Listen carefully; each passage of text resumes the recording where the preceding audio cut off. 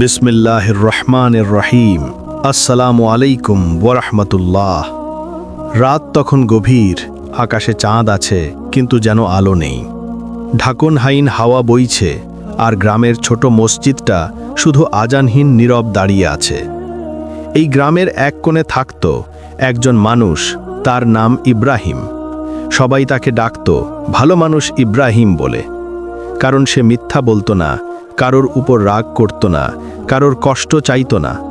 কিন্তু তার জীবনের গল্পটা ছিল একটাই, কষ্ট আর কষ্ট। তার স্ত্রী ৩ বছর আগে মারা গেছেন। একটি ছোট মেয়ে আছে, মারিয়াম। মেয়েটি অসুস্থ। ডাক্তার বলেছে বেশি খরচ করলে সেরে উঠবে, কিন্তু ইব্রাহিমের কাছে টাকা নেই। চাকরি করতে গেলেই কিছু না কিছু সমস্যা, ব্যবসা করতে গেলেও লোকসান। মাঝে মাঝে খাবার পর্যন্ত জোটে না। গ্রামের মানুষ বলে, ইব্রাহিম তো ভালো মানুষ, আল্লাহ তাকে এত কষ্ট দিলেন কেন? এই প্রশ্ন যেন ইব্রাহিমের বুকেও আগুন লাগাতো। এক রাতে সে সেজদায় পড়ে বলল, ইয়া আল্লাহ, আমি কি তোমার প্রিয় নই? যদি প্রিয় হই তবে এত কষ্ট কেন দাও?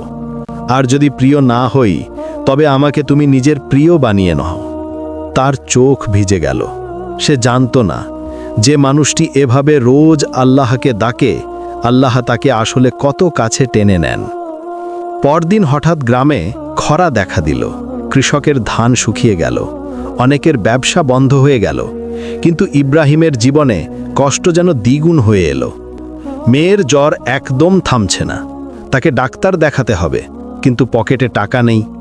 সেদিন সন্ধ্যায় গ্রামের হাটে সে বসেছিল চুপচাপ। এক বৃদ্ধা এসে বললেন, বাবা, কষ্টে আছো, মনে রেখো, যাদের আল্লাহ ভালোবাসেন তাদেরই পরীক্ষা নেন, আর কষ্ট হলো প্রিয় বান্দাদের পরিচয়। ইব্রাহিম মাথা নাড়ল, কিন্তু তার মন বলল, আমি কি সত্যিই আল্লাহর প্রিয়? রাতে বাড়ি ফিরে সে কাঁদছিল। মেয়ের মাথায় হাত রেখে বলল, মারিয়াম, তুমি সুস্থ হয়ে যাবে, আল্লাহর কাছে চাই, আল্লাহ দেবেন। মেয়েটি মৃদু হাসল। তার শিশু কণ্ঠ, আব্বু, আল্লাহ আমাদের কষ্ট দেন কেন জানো? আল্লাহ আমাদের জানেন, আমাদের দেখেন, আমরা তার কাছে ফিরে যাওয়ার জন্য। ইব্রাহিমের চোখ ভিজে গেল। এক অসুস্থ শিশুর মুখে এই কথা শুনে সে বুঝল, এ কষ্ট কোনো শাস্তি নয়, বরং আল্লাহর এক রহস্যময়ী পরীক্ষা। একদিন আকস্মিকভাবে ভোরের ফজরের নামাজ পড়তে মসজিদে গেল ইব্রাহিম। আজকার ইমাম সাহেব খুতবার মতো করে বলছিলেন, যে মানুষ আল্লাহর প্রিয় হয়, আল্লাহ তাকে দুঃখ দিয়ে পরিশুদ্ধ করেন। যেমন আগুনে সোনা পুড়ে খাঁকি হয়, যেমন পরীক্ষা ছাড়া উত্তীর্ণ হওয়া যায় না। এই কথাগুলো ইব্রাহিমের হৃদয়ে তীরের মতো বিঁধল।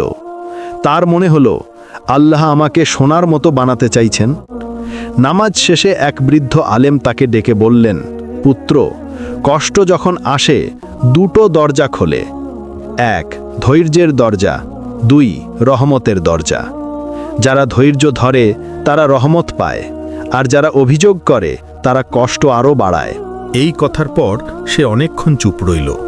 তার চোখে জল এলো, কিন্তু অভিযোগের নয়, নতুন শক্তির। সেদিন রাতে সে মেয়ের মাথায় হাত রেখে বলল, মারিয়াম, আমরা ধৈর্য ধরব, আল্লাহ আমাদের দেখছেন। মেয়েটি বলল, আব্বু, আমি সুস্থ হলে আমরা দারিদ্র মানুষের জন্য খাবার দেব, ঠিক আছে? ইব্রাহিমের গলা আটকে গেল। এমন কঠিন কষ্টে থাকা সত্ত্বেও তার শিশু মেয়ে অন্যদের কথা ভাবছে। এটাই তো প্রকৃত আল্লাহর রহমত। কিছুদিন পর কষ্ট আরও বাড়ল। মেয়ের দেহে ব্যথা বেড়ে গেল। চিকিৎসার খরচ অনেক বেশি। ইব্রাহিম সেজদায় পড়ে রইল, ইয়া আল্লাহ, তুমি যদি আমাকে ভালোবাসো, দয়া করে আমার সন্তানকে কষ্ট দিও না। তার জ্বর তুমি নিজে নিয়ে নাও। এ শব্দের পর সে অঝরে কাঁদতে থাকে। রাতের সেই নীরবতায় তার কান্না যেন আরশে পৌঁছে গেল। পরদিন এক অদ্ভুত ঘটনা ঘটল। যে লোকটিকে সবাই গ্রামের কৃপণ বলে চিনত, সে হঠাৎ এসে বলল, ইব্রাহিম ভাই, শুনেছি আপনার মেয়ে অসুস্থ। আমি ঢাকায় চিকিৎসা করানোর ব্যবস্থা করে দিচ্ছি, খরচ লাগবে না। ইব্রাহিম হতবাক। এই মানুষ কখনো কাউকে 1 টাকা দিত না, আজ কেন সে সাহায্য করছে? লোকটি বলল, গতরাতে আমি স্বপ্নে এক নুরানি বৃদ্ধাকে দেখেছি। তিনি বললেন, ইব্রাহিমকে সাহায্য করো, আল্লাহ তোমাকে সাহায্য করবেন। তাই এসেছি। ইব্রাহিম বুঝল, যখন মানুষ সব পথ হারিয়ে ফেলে, আল্লাহ তখন অদৃশ্য দরজা খুলে দেন। এটাই আল্লাহর রহমত। এটা প্রিয় বান্দাদের পরীক্ষা। ঢাকায় নিয়ে চিকিৎসা শুরু হলো। মেয়ের রোগ ধীরে ধীরে কমছে। ডাক্তার বললেন, এই চিকিৎসা চালিয়ে গেলে ইনশাল্লাহ ভালো হয়ে যাবে। ইব্রাহিম প্রথমবার মনে করল, আল্লাহ কষ্ট দেন, কিন্তু কখনো একা ছেড়ে দেন না। রাতে হাসপাতালের সামনে বসে সে দোয়া করছিল, ইয়া রব্বি, আমি বুঝেছি কষ্ট তোমার নিয়ামত, পরীক্ষা তোমার ভালোবাসা, আর ধৈর্য তোমার কাছে উত্তম বন্দেগী। হঠাৎ পাশের এক বাবা বলল, ভাই, আপনি কি ইব্রাহিম? জি। লোকটি বলল, আপনার ধৈর্যের কথা ঢাকা সহ গ্রামের সবাই বলছে। আমি একজন ব্যবসায়ী। আমি আপনাকে একটা কাজ দিতে চাই। মাসিক বেতন ভালো। আপনার মতো সৎ মানুষ দরকার। ইব্রাহিমের চোখে জল। এই কি সেই আল্লাহর দান, যে দান কষ্টের পর আসে? হ্যাঁ, যে মানুষ ধৈর্য ধরে আল্লাহর দিকে তাকিয়ে থাকে, অবশেষে আল্লাহ তাকে এমনভাবে দেন যা সে কোনোদিন কল্পনা করতে পারে না। 6 মাস পর মারিয়াম সম্পূর্ণ সুস্থ। ইব্রাহিমের চাকরি স্থায়ী, বেতন ভালো, বাড়িতে সুখ, শান্তি, বারাকা।